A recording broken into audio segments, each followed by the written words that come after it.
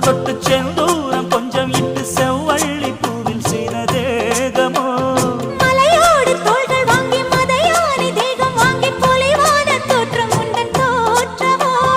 குற்றால சாரலுக்கும் கொடைக்கானல் தூரலுக்கும் இல்லாத சுகம்